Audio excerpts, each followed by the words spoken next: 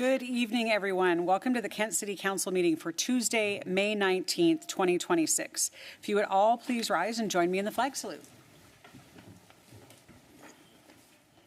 I pledge allegiance to the flag of the United States of America and to the republic for which it stands, one nation, under God, indivisible, with liberty and justice for all.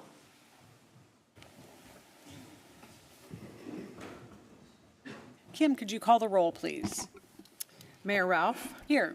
Council President Kaur. Here. Councilmember Boyce. Here. Councilmember Boyd. Here.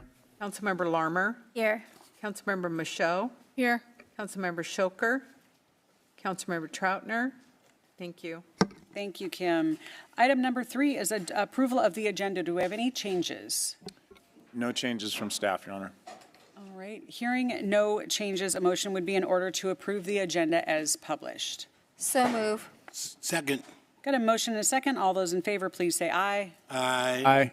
Opposed? Motion carries 5-0. With that, we will go ahead and move into public communications. First off this evening, under public recognition, we have a proclamation for Public Works Week. So I'm going to ask Chad Barron, our Public Works Director, to come up and join us. I'll read the proclamation and have you say a few words. So our proclamation says, whereas the City of Kent recognizes that men and women in Kent who provide and maintain public works infrastructure, facilities, and services are of vital importance to sustainable communities and the health, safety, and well-being of the people. And whereas such facilities and services could not be provided without the dedicated efforts of public works professionals, engineers, managers, and employees from state and local government and the private sector who are responsible for and who plan, design, build, operate, and maintain the transportation, water, wastewater, drainage infrastructure, and facilities, and who deliver solid waste services, transit, and fleet services which are essential to serving our residents. And whereas it is in the public interest for the residents, civic leaders, and children in the United States of America to gain knowledge of and to maintain an interest and understanding in the importance of public works programs in their respective communities. And whereas the theme for National Public Works Week 2026 is Rooted in Service, Powered by Community, which recognizes that both visible and behind-the-scenes public works efforts form the essential foundation of thriving communities, supporting connection, innovation, and opportunity for all. Now, therefore, I, Mayor Dana Ralph, do hereby proclaim May 17th through the 23rd as National Public Works Week in the City of Kent and urge all of our residents to pay tribute to our public works professionals, engineers, managers, and employees, and to recognize the substantial contributions they have made to our national health, safety, welfare, and quality of life. Thank you, Mayor. Thank you, Council. Representing your over 200 Public Works employees. Always like to say when we're doing our jobs well, nobody knows we're here. So it's nice to get a little recognition and that recognition for the folks who do it every day. So I'll pass it along. Really appreciate it. Take a quick picture. Yep.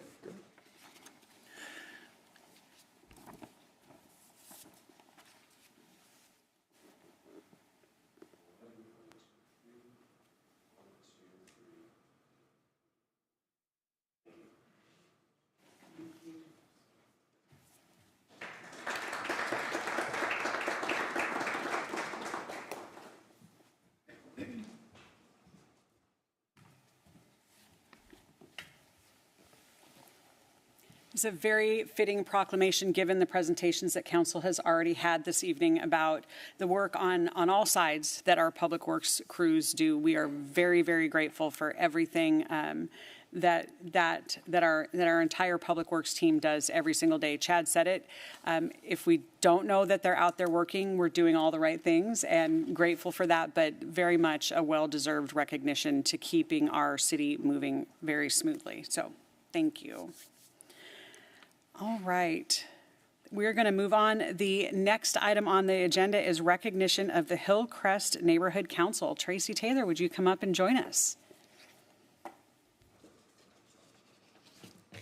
Thank you, Mayor. I am excited to present to you tonight our 60th recognized neighborhood. Listen, Councilmember Boyce, I'm on my way, man. I'm all ears. I'm all ears. Yeah, our 60th recognized neighborhood, and it is the Hillcrest neighborhood. Strong neighborhoods just don't happen by accident. They happen because neighbors choose to get involved and look out for one another and invest in their community.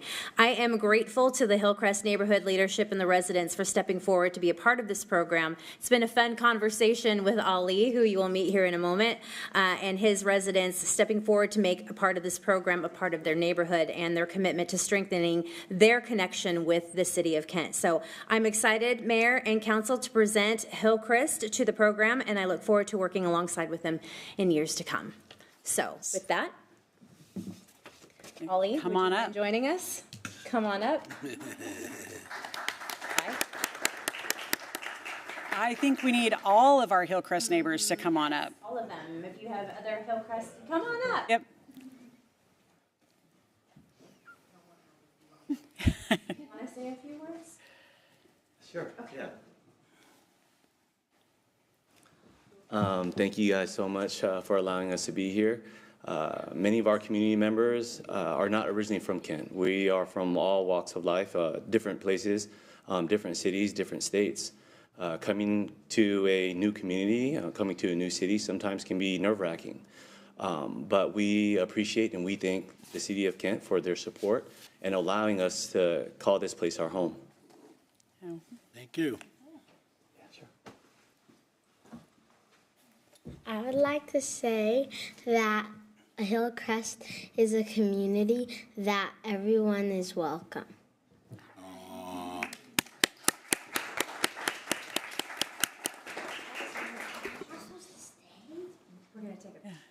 I want the whole council, so maybe, do you guys want to go down there and do it?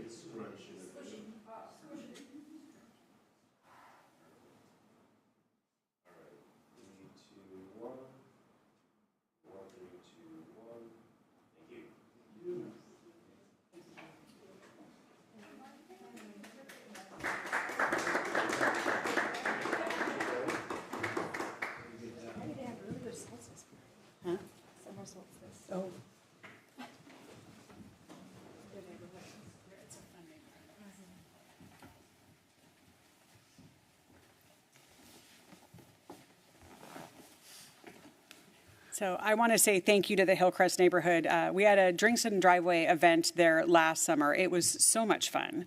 And I love that now, this year, you're officially recognized as our newest neighborhood council. So thank you for the commitment to Kent and for choosing to call Kent home. We are very, very grateful. So, thank you. All right, we are going to move on. Council President, community events. Thank you, Madam Mayor. It's almost that time again, I guess. Assessor Shower Center will be hosting graduations for 26 graduations in June, and it's going to bring over 100,000 students and families to our downtown Kent. So very exciting time for our community and our young families. And on May 30th, next weekend, is Kent International Festival, a free event for our community members from all over the world. It's a great celebration, so all are welcome to attend. And on June 6th, Paw Fest. So another great event to come meet fur babies and, maybe bring some home. So another great event put on partnership with the City of Kent. It is Tracy's event. Tracy's event. So, all right. Another great opportunity. And you can find more information on assessorshowercenter.com. Back to you, Madam Mayor. Thank you. All right. We are going to move on. The next item on the agenda is our public safety report. And joining us this evening is Chief Padilla.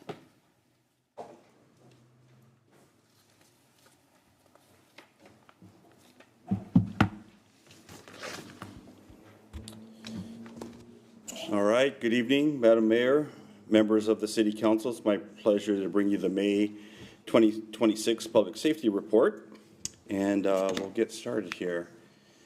So first of all, in a little over 2 weeks, the biggest sporting event in the world is coming to our region. And so I wanted to take a moment to go through some of the details related to Kent and the planning and what some of our community members can expect during this time. I wanted to start by saying the planning is going well. Seattle PD has led it for the past 3 years. I know their captain, Dan Nelson's this is all he does full time, and so things are going well there. And my assessment is that everything that can be done to ensure a fantastic World Cup that's safe and accessible is being done. I feel that we are settling into a good spot. Like I said, Seattle PD is leading the effort with strong support from King County agencies, including King County Sheriff's Office, ours obviously, Washington State Patrol, and our federal law enforcement partners. And this is occurring not just in the Seattle region, but across the state and across the country. In addition to law enforcement coordination, we have government entities that range a multitude of disciplines.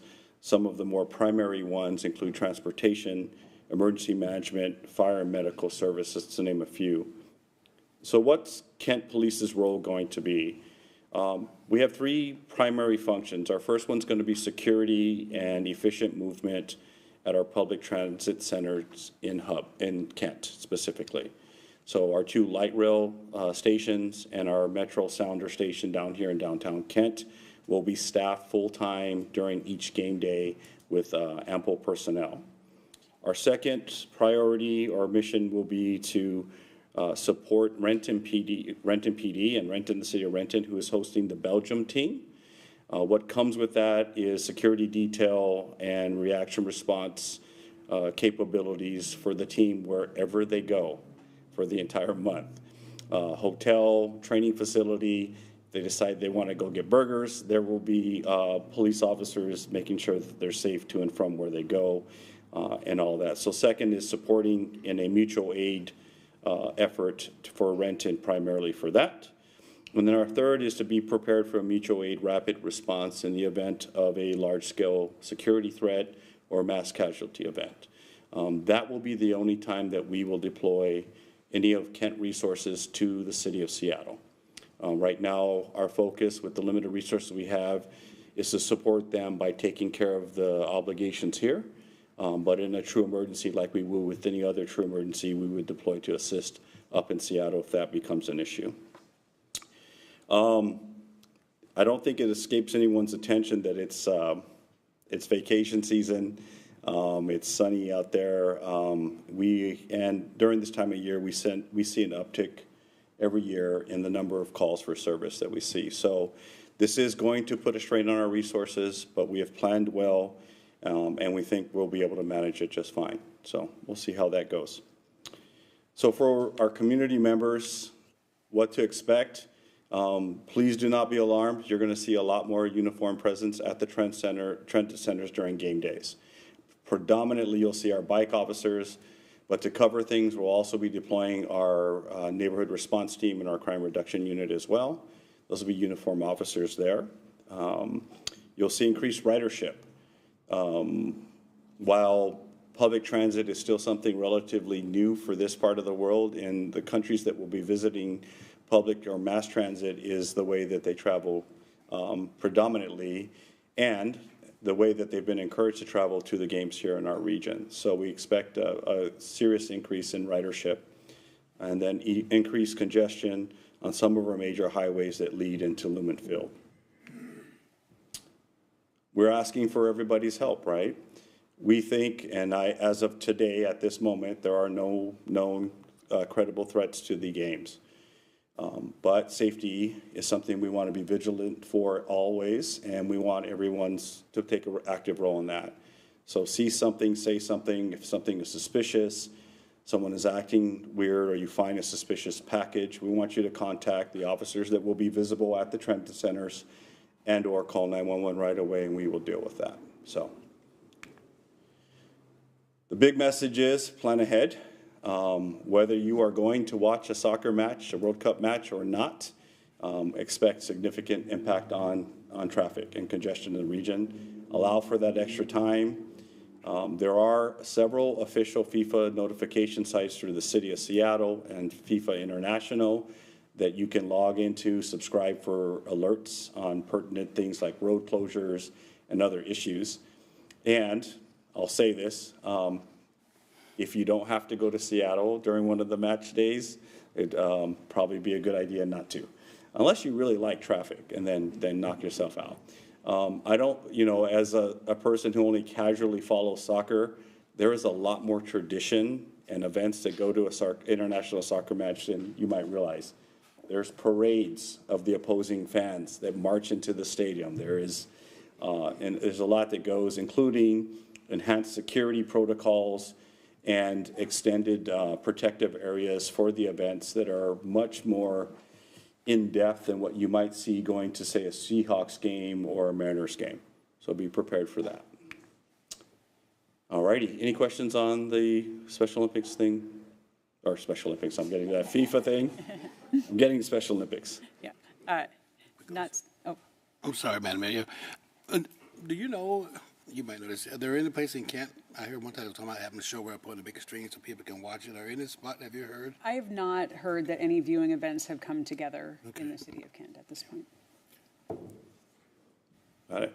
All right. Next up, I'd like to take a moment to mom all of you. This is my mom moment here. It's summertime, and with summer, people are out enjoying the time outside. They're driving more. There's barbecues and recreational events at water locations and features, and all of that combines for what should be a fantastic time of year. It also coincidentally ends up being what is known as the 100 deadliest days of summer. So the time that ranges from Memorial holiday to Labor Day, somewhere in there, is where we see most of our serious injury and fatal collisions, including pedestrians. We see a spike in our drownings, obviously, because people are swimming. We see motorcycle collisions. We see pets being left in hot cars, and sometimes in worst case scenarios, children. And so I just want to put some information out and remind everybody of the things they can do to make this what we hope will be 100 days of safe summer.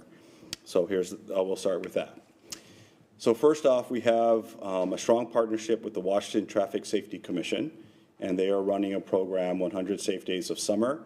As you might recall, our very own Sarah Halstad is one of two of the Target Zero managers for King County, which means she is in charge of running educational and community engagement events for traffic safety related issues and for running the law enforcement emphasis that you'll see throughout the year. And yes, they are starting, and they are starting this weekend. You can expect periodic DUI enforcement patrols, speed enforcement patrols, seatbelt use patrols, distracted driving use patrols. They will be out throughout the summer, not just Kent, but throughout the region in partnership with all the agencies here. So know that will be a part of what's going on. And what we are always looking for is voluntary compliance, right? We'd much rather just have the community follow the laws so that we can bring down some of the injuries and fatalities that we're seeing. So we're asking, obey the speed limits and traffic laws. They are designed to maximize safety, slow down in areas of high pedestrian traffic, like neighborhoods and parks and shopping areas. Wear your seatbelts. Ensure that your passengers wear their seatbelts. I was a traffic officer for many years, and it was really frustrating to go to some of these collision scenes and realize that had a person been wearing their seatbelt, they'd be alive with us today. Just that simple step. Obviously, drive sober. Plan ahead if you're going to have adult beverages. And then make sure you're driving distracted-free, hands-free as well. Okay? So those are my mommed you on your traffic safety tips there. Next one up, hot cars. If you look at that scale there, even if it's 70 degrees out, after 30 minutes, your car can climb to 104 degrees. And people don't realize that. If it's 90 in 30 minutes, it's 129 degrees. Those are seriously dangerous temperatures for pets and for humans.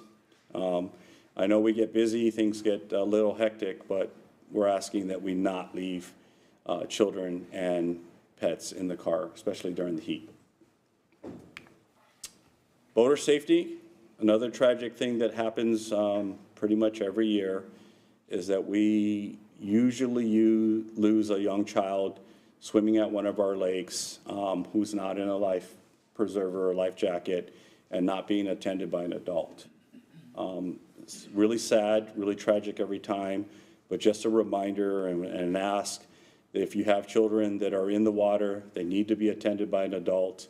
And if they can't swim, I strongly encourage life jackets. There are programs online through the state where you can get loaner or donated life vests, so do a little research.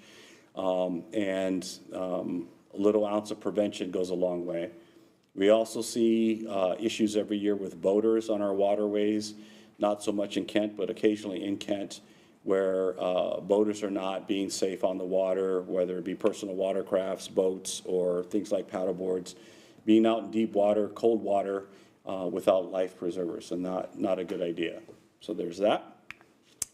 And then last on my mom list for tonight is motorcycle awareness. Any motorcycle riders in the audience? Yeah. A lot of this safety for motorcycle riders is on them. I rode motorcycles for years. You know, you have to drive your motorcycle as though they can't see you. You have to drive your motorcycle in a way that you're highly visible and should be expecting the worst. So a lot of it is that. But also, we ask that our community be aware that when you are in and about motorcyclists on the roadway, pay attention. Take extra time to clear your blind spots. Signal early, right? Do these things that help our motorcycle riders have the proper reaction time and distance to avoid a collision in the first place. So there we go on that. All right. Next topic, staffing update. I wanted to give the mayor and council and the public an update on where we are with the hiring of our officers in particular, now that we have the additional 10 spots through House Bill 2015. So we are now allotted 180 positions fully staffed at Kent. As of today, we have 170 of those filled. Actually, 171. I'll explain the one, which means the only positions we have not filled are the new positions. Okay. Of the new positions, one we hired, who starts June 1st, and we have 2 conditional officer offers, which means they're pending some final background check. And we expect all 3 of those officers to start June 1st of this year. So the first 3 of 10 should be locked in here in a week. From there, we are rapidly going through a pretty extensive list of candidates. Our target is still to be fully staffed, 180 solid by the end of this year, and we are on track to make that. Of the allotment of officers that we have, of the 170, 19 of our new officers are still in training. Many of you heard me comment that I hire an officer today, and 18 months from today, they'll be able to go on solo patrol. So that's why we have 19 in the training pipeline right now. 3 of those we just hired, not the ones I was talking about, but 3 additional we just hired, and they're going to CLIP, and then they're going to the academy. 4 of those are in CLIP, and for those who don't know what CLIP is, it's our Community Immersion Law Enforcement Program. 5 of the new hires are at the academy currently at some stage getting ready to graduate, and 7 of those officers are in field training, most of whom will be deployed to solo status by late July. So that's a lot of officers in training. Hopefully we get them all through and we close that gap pretty quick. I also want to note that we are actively working to fill non-police officer vacancies in the department. That is going well also. We have 3 corrections officer vacancies that we're working to close and 4 civilian professional staff vacancies. You know that we can't provide effective public safety services without those professional staff and corrections officers.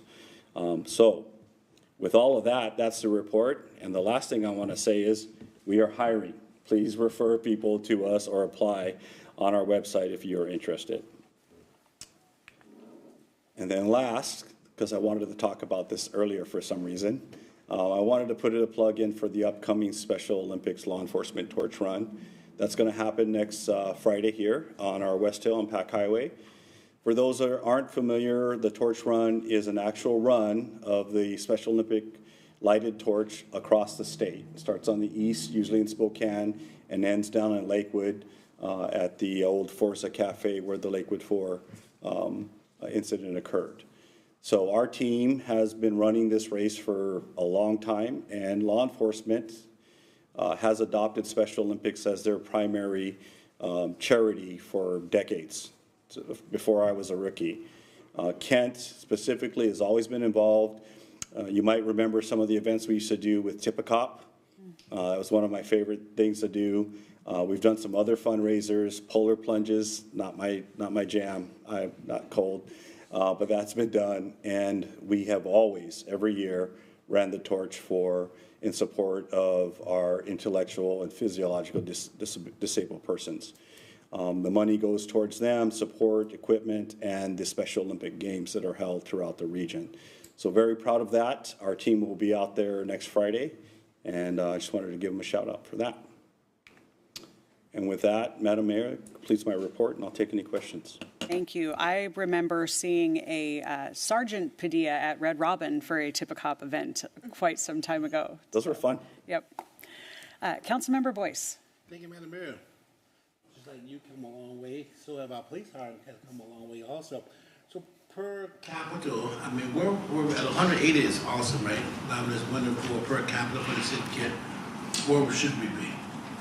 I really don't want to get this wrong, but I still believe we're somewhere in the ballpark of 1.24, 1.25 per thousand, which puts us still near the bottom. The national average is closer to 2.5. The state average is closer to 1.5. And so we lag behind still. So math-wise, I can't do the math right now, so we need, what, 30 more to be there roughly? Correct. We should be well over 200 officers, right? We'll get there. We are. Making We're gonna progress. get there. It's a good time. And I do want to continually note, we've enjoyed very strong support from this council and the mayor. We know it's not a lack of support. We just got to find the money. We're working on it. Yeah. All right. Any other questions for the chief? All right. Thank you. Thank you. All right. Council, the next item on the agenda is an Economic and Community Development Report. Joining this evening is Bill Ellis, our Chief Economic Development Officer. Welcome, Bill. Good evening, Council. Nice to see everyone here today. It's great that the police chief led off with FIFA. I was going to lead off a little bit about FIFA too. Just on a local cultural culinary tour that we are sponsoring with our lodging tax dollars. Christina Rokiasami runs the Taste of Kent cultural tour. She's been doing these culinary tours for years. However, she's expanding that, obviously, in advance of FIFA with a lot of international visitors. She's reached out to tour groups and lined up people to come visit, especially businesses in Kent, and visit our restaurants, and I think that's a great thing that she's doing. She's also building out with For Culture a teaching kitchen, which in Kent. She'll be hosting families and other visitors there. She also has a grant from the Port of Seattle at the SeaTac International Airport. You see Guided by the Good. There's going to be a billboard at the airport kind of telling people to get to her organization and then to also forward on to Kent businesses. So I really appreciate her efforts, and she does a really stunning job with photography and the multimedia, and always hear great things about people who go on those visits. Then I was just going to pivot briefly back to something I'm often talking about, which is for Kent, the industrial vacancy rates and the state of the economy. And right now, our vacancy rate is crept up over 10% in Kent. Kent Valley is about 9.7% as of the most recent report. So it is biting. Some of the trade trouble in the world has shown up in the warehouse districts. However, Kent is still at a rent premium. It's starting to relax a little bit and come down in price as the vacancy creeps up. We've had to absorb a lot of new construction over the years, so the fact that we are performing as well as we are, I think, is pretty solid. But it is something for us to keep an eye on, is that vacancy is high here as it is elsewhere in the region. Just going to give some updated numbers, though, about, again, our importance to the state, and especially in the aftermath. Can't believe it's May. We haven't really talked a while since the flooding incident back in December, but something that I think we should continue to share with the state and with the congressional delegation is the importance of the supply chain that passes through the Kent Valley. So we are 6.8% of the statewide economic output in the Kent Valley, which is the multi-region community of Renton, Kent, and Auburn, Tukwila, that depend on that levee system. So $93.9 billion a year. Specifically within aerospace manufacturing, though, we're 36.7% of statewide aerospace manufacturing output. So again, speaks to why we often talk about that as a special area of importance. Theme for today is just looking around at competition in other states, and something I occasionally like to do. Colorado is a state that has made a lot of noise over the years as a space industry hotspot, and I've noticed some companies that have moved from California and they've chosen the Colorado, and they have not on the way talked to anyone in Washington state. So I think that's interesting. Kent Valley directly employs more workers than the entire state of Colorado in aerospace. So Colorado is usually top of tongue for a lot of people, and it's the home of the Space Symposium, which has 20,000 visitors a year for their space industry event, biggest in the world. But we actually have more aerospace workers in the Kent Valley. And I think one of the things that point to, and something we should just be aware of, is often we're celebrating the aerospace industry in our region, in our state, is how much money other states are spending to directly try to bring companies from other states, including from our towns, into their states. So a recent recruitment that Colorado is very proud of, is they call it Project Hera. The company hasn't been named yet, but they did release the approval of $26 million for 1,200 jobs in Colorado. So that far exceeds anything the state of Washington ever contemplates in terms of tax incentivizing companies to move or relocate. So the state of Colorado is aggressive, but so is Arizona, so is New Mexico, so is Texas is spending $300 million on a Texas State Space Commission. We do not have a state space commission. Which brings me to the next slide here, which is one of the things that we're working on right now in the Economic Development Division. There's a deadline of May 28th. It's a federal program for tax incentive.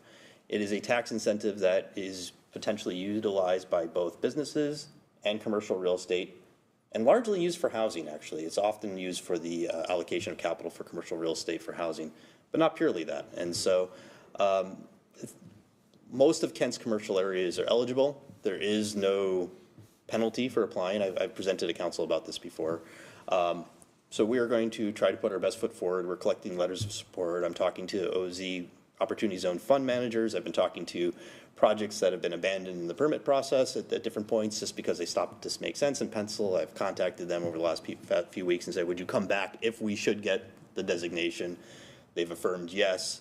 I take their letter of support and I am packaging that into applications due on the 28th to the State Department of Commerce. So there's three things that they're going to be measuring on, community need measures, of which Kent scores very highly. We have a lot of need, especially in Midway. I would say it's actually the top 5 in the state for need.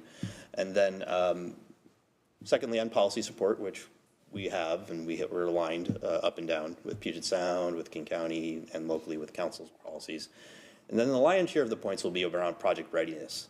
So how interesting are your projects? And do you have in each tract at least 3 projects, which we're approving out now? Some areas have had more permit activity over the years, and so we'll score higher than other tracts in Kent where there hasn't been as much interest to even advance things to feasibility or environmental analysis or permitting. So we're working to sort of do our own sort of internal test of how they're going to score out. We're going to submit many, but just know that in the state there's going to be 390-something census tracts that are eligible. In South King County alone, there's 80 eligible tracts. The governor's only going to choose 1 in 4. So this is going to be highly competitive situation. I want to also just give a congratulations. I'm probably stepping on a public recognition we were going to make on June 2nd. I apologize for that. But Michelle Wilmot was recognized last week at the Pacific Northwest Aerospace Alliance for women of impact in the aerospace industry. So that was really a great honor, and I thank Michelle. It's been wonderful working with you all these years, and you've really helped substantiate what we've been doing in the Kent Valley. It was an award they had once she was nominated, they had to create a new award for her, is what I think they shared. So that was really an exciting thing. Yeah.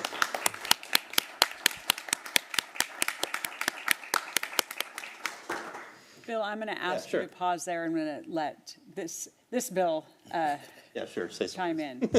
Yes, thank you very much, Madam Mayor. Yeah, I had my little note here, but he beat me to the punch, but that was good. That was really, let's turn this on.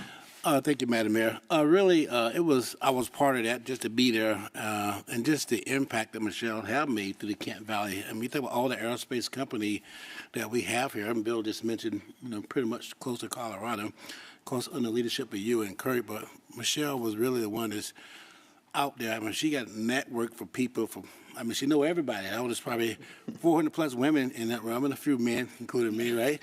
But she is well connected with the city of Kent and the people that was in that audience. So I was just so proud to be a Kent City Council, and she gave props to the council and all of us about letting her be able to do what she wanted to do. And I know she's thinking about leaving us, but I hope we can still find a way to have her still be part of the team. But Michelle, excellent job. I've been working for you since I've been part of ECD day one, and I've always been impressed with you. So thank you for all you do for the city of Kent.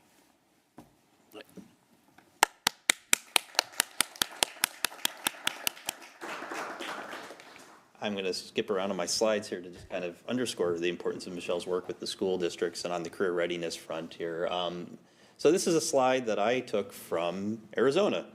Arizona is very proud, evidently, that they had in their aerospace and defense related degree completions by Metro. You can see there in the orange, slightly more than Seattle. That's how proud they are that the Greater Phoenix Economic Development Council wanted to highlight that. Los Angeles, of course, much larger city, above and away, outstrips the other regions.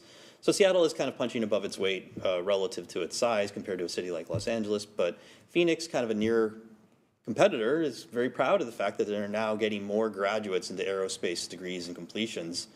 And so I think one of the things that Michelle was recognized for was just things like the expo we did last year, which is trying to expose the greatness of the size of the industry that we have and get more young people into the educational programs that we have. They're actually undersubscribed, a lot of these programs.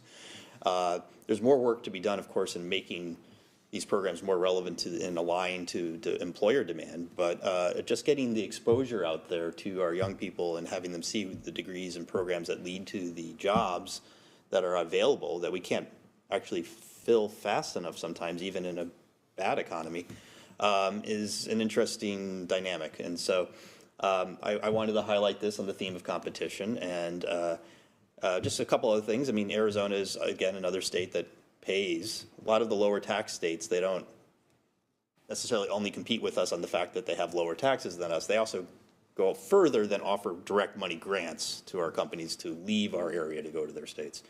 They even recently created a space commission to start providing scholarships and grants directly at the behest of companies directly into different educational institutions and STEM programs. So I know it's something that's going to be coming up in the future is conversations about a Washington State Space Commission and what does that do and what does it look like.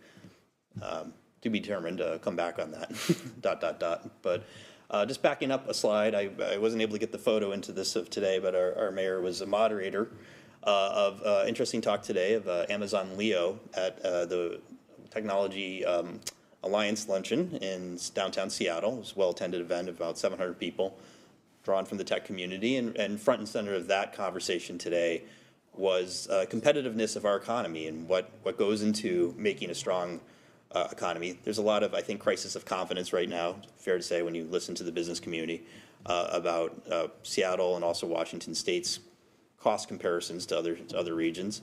But another theme that kept coming back over and over again is the reason why companies are here is for the talent. The reason why they're here is for the education. But in the prelude to Mayor Ralph's moderation of these Amazon Leo leaders, a lot of interesting facts were shared. Amongst the 50 states, Washington State's fifth from bottom in terms of post-secondary pathways.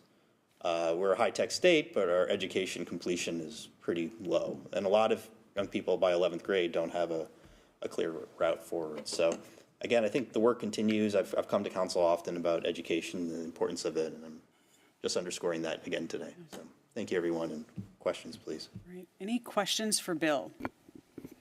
Council President. Thank you, Madam Mayor. Thank you, Bill, for the presentation. Not questions, but congratulations for Michelle on very well-deserved award. I know Michelle, we all know, Michelle really cares about the community, and so she's very passionate about the work she does, so I think she's very well-deserving, and congratulations. I'm so excited for you. And we're lucky to have you. Kurt is not here. All right. Any other questions? Okay. Thank you, Bill. Thank you very much, everyone. Right. We are going to move into the reports section of our agenda. So each one of our council members not only represents our residents here at the council meetings on the first and third Tuesdays of the month, but they also represent our community on a regional and state level, making sure that as decisions are being made around policy and funding, that Kent's voice is being represented. And I am very, very grateful for that. It's a big job making sure that we are part of those conversations. I'm going to start with a few reports. I'll go backwards. So today, Bill highlighted it at the Tech Alliance luncheon.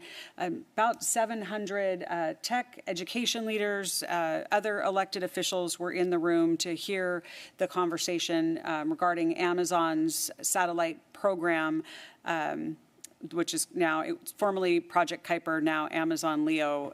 One of the gentlemen that was on that panel is the inventor of their program, also invented the optical mouse. So pretty incredible. Pretty incredible group, and had a chance in asking them questions about Project Leo to highlight the things that are happening here in the Industrial Valley, and really proud of that work. A lot of head nods, and I didn't know that comments from the folks in the room, but there was also a lot of conversation and concern around the direction that the state is headed in when it comes to our economy and the lack of investment in these types of projects. So really grateful to have Bill and Michelle doing that work here in Kent and continuing to highlight that work. Now we just need to get the rest of the state on board in moving in that direction. A couple of other quick highlights.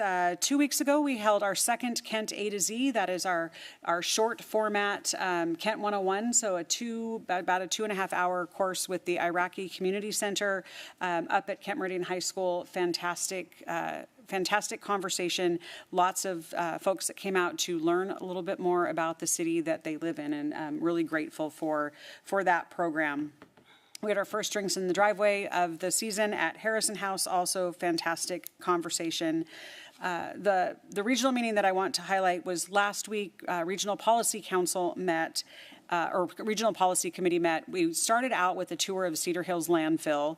There's a lot of conversation. That landfill will be full and shutting down somewhere between 2038 and 2040. So that is where all of the trash that is collected curbside in our city, in King County, is taken to. The county is undertaking the conversation around what is the next, how are we going to dispose of trash going forward and beyond 2038. We, as a city, have some pretty significant concerns. The two items that they are currently considering are waste to energy, which is incineration, and one large incinerator plant, and the other option is disposal by rail or trash trains. We already know what that feels like to have a trash train running through our city on a daily basis. City of Seattle disposes of their trash by rail, and it comes through Kent every single day. The impact, if King County chooses to go with disposal by rail or that trash train, it will have a significant impact on our community. They're estimating those trains to be about 1.2 miles long, which means our crossing arms are down even more of the time. The frustration that we have been expressing is that the county has not done a comprehensive study of the impacts of that on cities like Kent. So the good news is I had a meeting with the director of King County Solid Waste along with the cities of Auburn and Renton, and Director Singer has committed to doing that comprehensive study. This is the most positive direction that we've gone when it's come around this conversation in probably the last 5 years. Really grateful for her willingness to look at it. We've also requested that they look at some alternatives to one large incineration plant and looking at what it would look like to break those down into a couple of different smaller incinerators that would have less of an impact on the community. So whether they're sited around the transfer stations, more to come, but we've asked that that be included in the environmental impact study. So again, really, really hopeful, but know that that decision could have a significant impact on our community, and I'm out there making sure that King County hears us that we need to have that comprehensive study, and we can't just continue to impact cities like all of us in South King County. So again, I'm going to leave that on I am cautiously optimistic that we are making progress on that conversation. Lastly, I want to highlight on Friday, we had a visit from the mayor and council member and chief of staff from our sister city in Mexico, in El Grullo. They stopped by to highlight some of the work that they are doing, brought pictures of their roundabout, which they took inspiration from Kent's roundabout, so I thought that was kind of a cool thing, and then was able to attend a Mexican heritage event in Seattle celebrating dance and culture from all over Mexico, and was able to be the guest of the mayor from El Grullo. So just want to say thank you for that, and know that our Sister City program is up and running and strong, and I know Councilmember Larmer is getting to experience some of that firsthand, so we're excited about those relationships. All right, that was a long report. I apologize for that. I'm going to turn it over to Pat Fitzpatrick. Thank you, Madam Mayor. For tonight, I'm going to defer to my CAO report that's in the council packet, so I'm going to hand it right back to you. All right. Thank you. Thank you. Council President. Thank you, Madam Mayor. Earlier tonight, we had our council workshop, and how fitting as a National Public Works Week, we had a great presentation on Clark Springs Transmission Main Update. And so if you are interested in that presentation, you can watch it on Kent TV 21 or on our Facebook page. I serve as a chair for Puget Sound Clean Air Agency Advisory Council. We actually had our meeting here in person in our council chambers last week, and I'll have updates on that in our council newsletter that comes out tomorrow. I also serve on King County Domestic Violence Initiative Regional Task Force, and we had our meeting last week as well, so I'll have that report also in the council newsletter, along with all the events that I have attended in the last 2 weeks. With that, I'm going to go ahead and get started with my colleagues. Councilmember Boyd. Thank you, Council President. My committees that I sit on the update on the reports there would be in my newsletter, but there's 3 items that I do want to touch on that I had the experience with. Last week, I had the opportunity to go down to the Kenton jail, and I met with Commander Armstrong, and we talked about this Reassure medical scanner. Right now, we have 10 installed in the jail right now. These scanners, what they do, they check on the detainees' vital systems like the breathing, their heart rates, and the pulses, and it tells them whether or not this person is experiencing withdrawal. I mean, a withdrawal to the point where it might cause them to expire. So I think this is a good thing that they're doing, because we're trying to get ahead of people, our detainees passing away in our jails, because it puts a bad face on the city of Kent. So we're trying to get ahead of that, and my hats off to Commander Armstrong and Chief Padilla. Also, this past Saturday, I had the opportunity to meet with 23 graduates from the CERT team, the Community Emergency Response Team. These individuals took time away from their homes, their loved ones, their work, and what have not, to attend these programs so they could protect us when we need the protection the most. When our first responders are often overwhelmed, they're there to fill in the blanks. So I was glad to be there, and I was glad to congratulate them, me and some other members of the staff. Also, too, I want to remind everybody, if you have a loved one who's an elder who lives by themselves, or maybe with the grandmother and grandfather, that we're having a Protect Yourself Against Fraud and Scam coming up this Wednesday on the 27th at the Kent Senior Activity Center. It starts at 1:30. If you care about your loved ones, have them come, or if not, you could go and get this information, because it tells you about what's going on nowadays with the scams on the phone and the internet. It's really crazy out there. People are losing homes, people are losing life savings, and it's really detrimental to a lot of our elders and our seniors. And it could affect younger people too if you fall for this scam. So this event will be held at the Kent Senior Activity Center this Wednesday, on May the 27th at 1:30. I was at this event last year, and it's really informative. So, and like I said, the rest of my report will be in our newsletter that will be out tomorrow night. Thank you, Council President. Thank you, Councilmember Boyd. Councilmember Boyce. Thank you, Madam President. I sit on the PIC committee, Public Issue Committee, which is part of the Sound City Association, represent about 37 cities. We get together at least once a month and talk about policy and stuff, how we can, put proposal in front of legislators and city as well. The one thing we talked about last time, our last meeting, was about Sound Transit, right? As you know or don't know, they have about a $34 billion shortfall from SC3, and lots of promise was made with that Sound Transit 3 that there's no funding for it. I would say luckily I think Kent, we kind of got what was promised to us, but there's a lot of other cities where we promised parking or more rail is not, there's no funding. So they are really, the board of Sound Transit is getting together, really just doing some evaluation, looking at some proposal and what they can do to try to rectify this year. So it'll be interesting to see what come out of this year, but we're in the early stage of talking about this as well, too.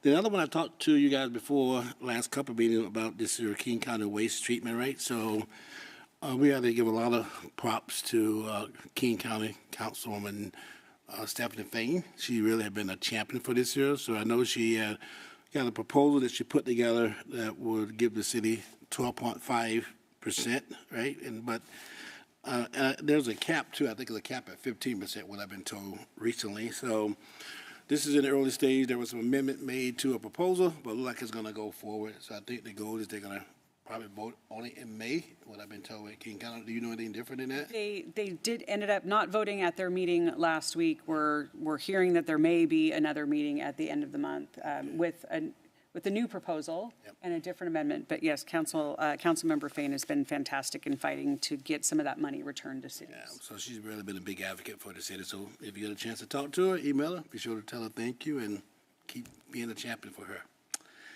And that's all I have. Thank you, Councilmember Boyce. Councilmember Larmer. Thank you, Council President. So my King County Regional Committee will be meeting next week, so I do not have a report tonight. Thank you, Councilmember Larmer. Councilmember Michaud. Thank you, Madam President. My report is in our council newsletter. I haven't had any meetings, but I've gone to a bunch of community events, and there are some fun pictures in there. So I just want to thank all of these activities involve a lot of staff. So I want to thank staff for working on Saturdays and being out there and making these great events possible. Thank you, Councilmember Michaud. As we have mentioned several times, if you do not subscribe to council newsletter, you can do so on city's website, and council newsletter comes out on Wednesdays after council meetings. So with that, back to you, Madam Mayor. All right, thank you. We're going to move on to item number 6 on the agenda, which is a public hearing. We will now hold the public hearing on the 2027 through 2032 Transportation Improvement Program. Staff will give a presentation, and then I'll invite the public to provide testimony, written statements, and other evidence. Public input must relate to the subject of the public hearing, and council members, as you know, you may ask questions during the hearing. If you are here to testify on this matter or present written statement or evidence, please sign up at the front with our city clerk. At this point, we will go ahead and open the public hearing on the 2027 through 2032 Transportation Improvement Program, and I'm going to turn it over to David Payne. Good evening, Madam Mayor, Council President, Council members. David Payne, Public Works, presenting on the Transportation Improvement Update for 2026, which is updating the 6-year period from 27 to 2032. So this is continuing the conversation, last presentation given on March 5th in this room. So in the interest of time, I'll touch briefly on the schedule for the update, the outreach and involvement, and then spend a little bit more time for the public and reminding folks of what the projects are that are being added to this year's TIP, or recommended to be added.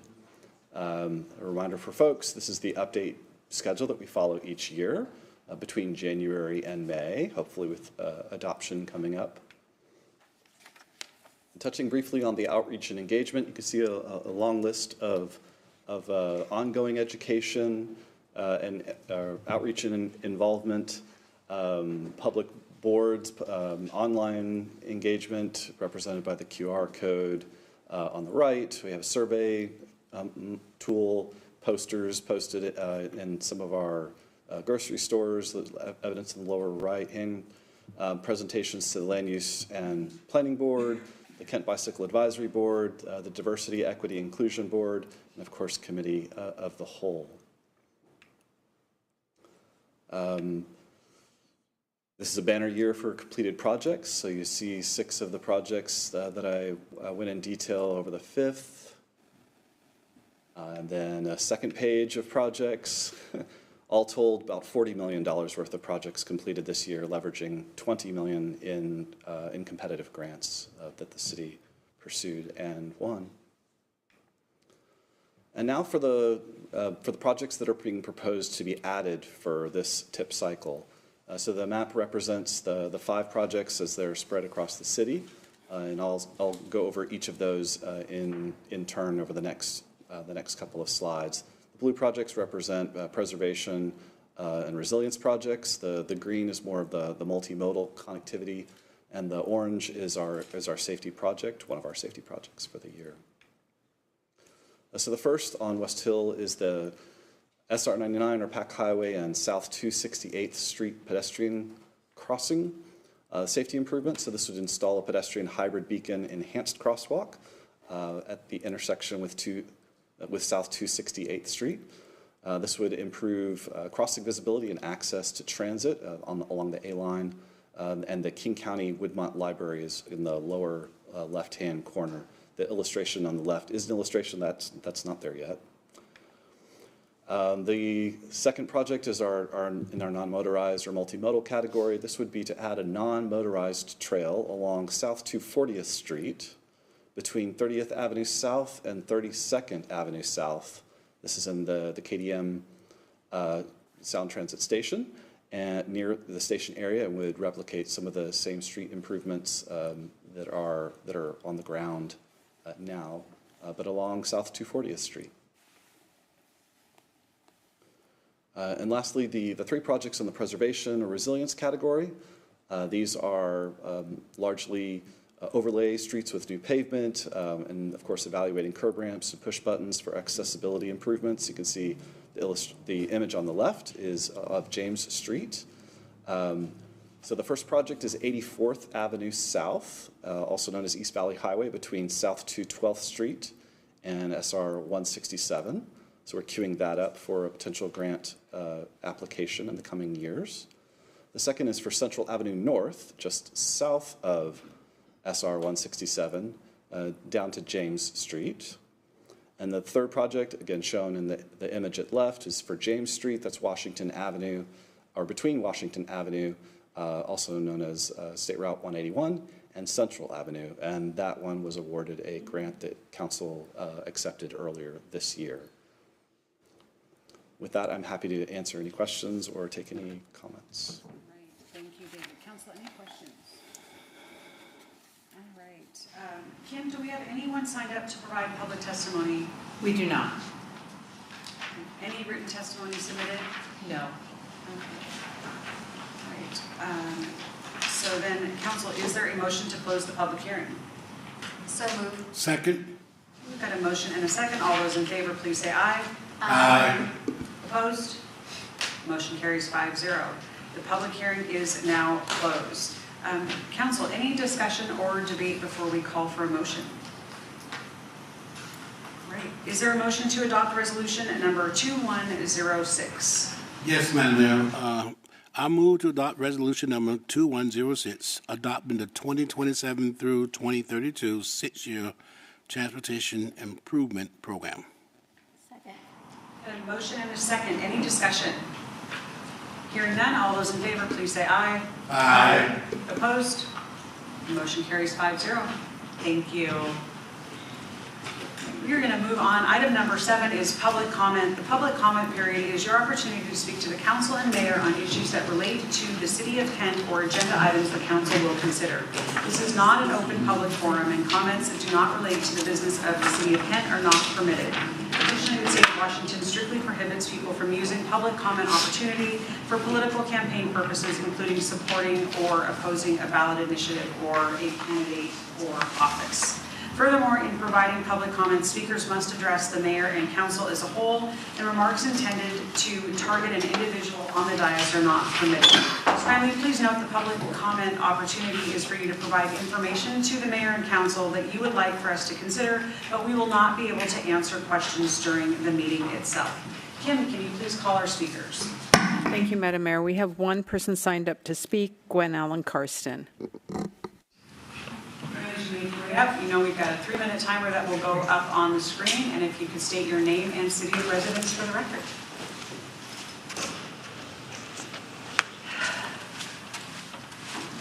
Good evening, everyone. I'd like to take this time to say thank you for this opportunity.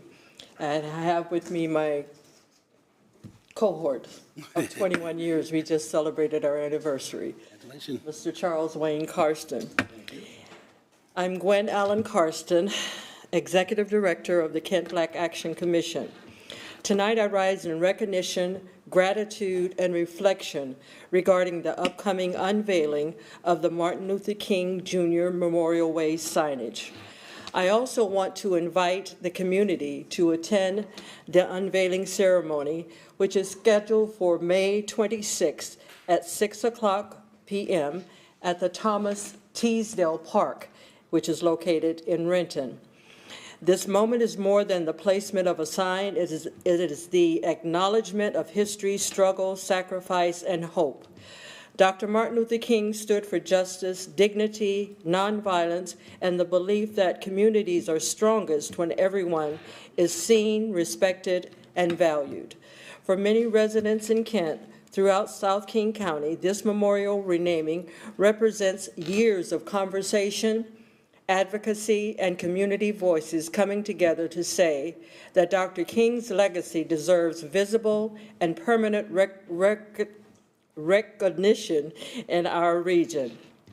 A memorial sign alone does not complete the work. It should serve as a reminder and a challenge that we continue building a city where equity, opportunity, safety, and inclusion are available to all people, regardless of race, background, or zip code. I want to thank the community members, the advocates, elected officials, and supporters who helped move this vision forward. I especially acknowledge the generations of Black leaders and families whose perseverance made moments like this possible. Tonight, as we prepare for the unveiling, let it stand not only as a marker along a roadway, but as a symbol of unity, remembrance, and responsibility. May future generations see these signs and understand that this community chose to honor courage, truth, and the ongoing pursuit of justice. We hope the public will join us on May 26th at 6 p.m. at Thomas Teasdale Park for this historic occasion. Thank you very much. And Madam Mayor, if you don't mind, we'd like to present you with this sign.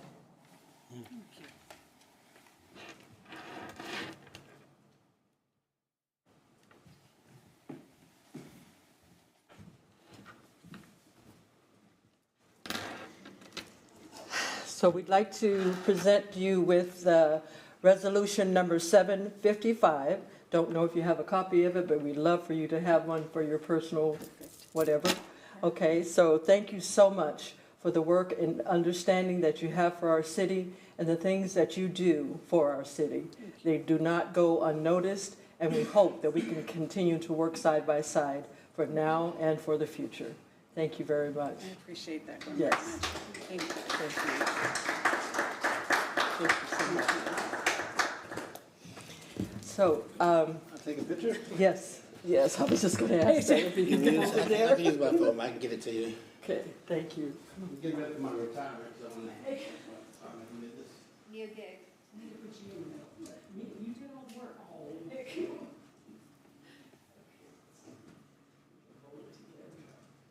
New gig. That's the vice will say, 1, 2, 3.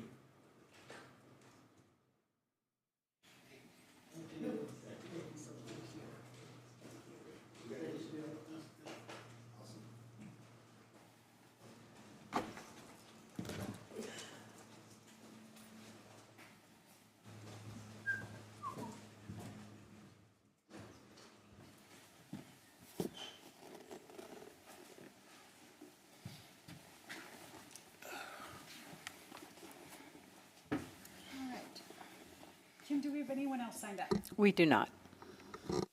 Thank you. We're going to move on to the consent calendar. Consent calendar is a compilation of items that council has reviewed, had conversation around, discussion at both committee of the whole and the workshops in previous weeks. These items have all passed out of committee of the whole without controversy. Tonight we have items A through M. Is there a motion to approve the consent calendar? So move. Second. Got a motion and a second. All those in favor, please say aye. Aye. Opposed? Motion carries 5-0.